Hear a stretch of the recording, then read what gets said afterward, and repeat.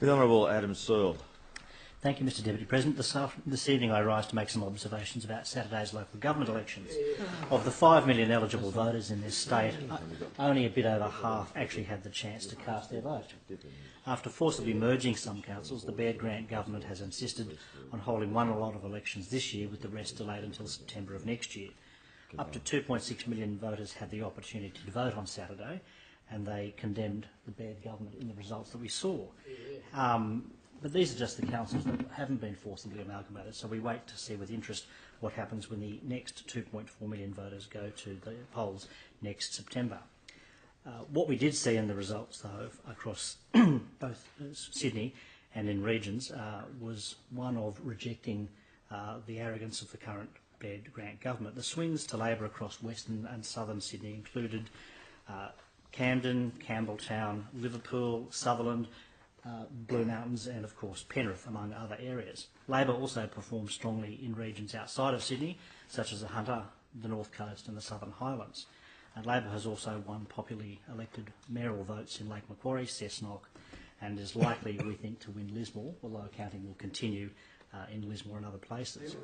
And of course the City of Sydney saw Clover Moore re-elected with 60% of the vote, despite efforts of this government to try and stack the electoral roll with business votes and giving businesses not just a vote but multiple votes. And of course that is backfired. That has backfired in the government's face.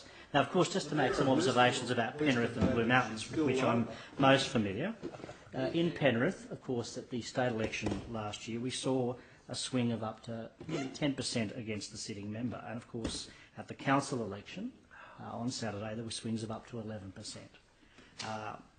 I congratulate Mayor Karen McEwen, returning councillors John Thane, among others, and some of the new councillors such as Todd Carney and Aaron Duke. And in the Blue Mountains, the collapse of the Liberal vote across the local government area saw Labor significantly increase its share of the vote, with no significant recovery in votes for Greens or independent candidates.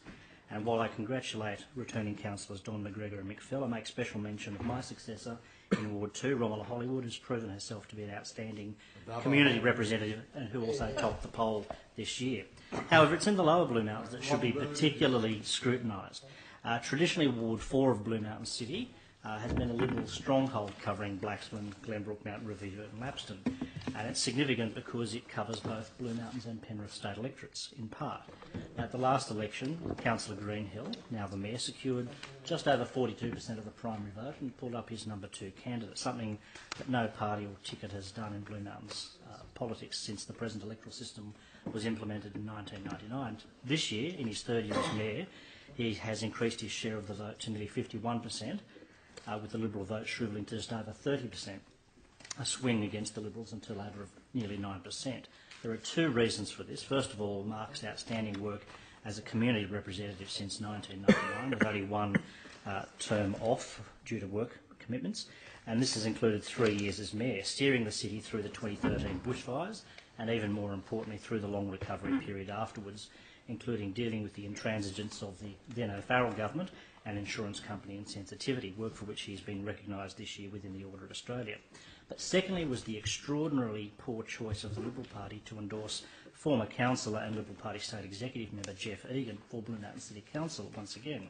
Of course, people in this place will remember Mr Egan has been made famous by the notorious Lindsay racist pamphlet incident during the 2007 federal election, an event that is credited by former Prime Minister John Howard with costing him a seat on Bennelong in that election. What made the local Liberals think this would be a winning choice? Extraordinary, and of course the judgment of the community has been clear that such a choice will not be supported. But that was just the icing on the cake. The result was down to the diligence and hard work of Mayor Mark Greenhill, and I congratulate him and his team for a strong result and wish them well for another term of office. Liberal MPs in Penrith, Seven Hills, Riverstone, Heathcote and other affected electorates should pay heed.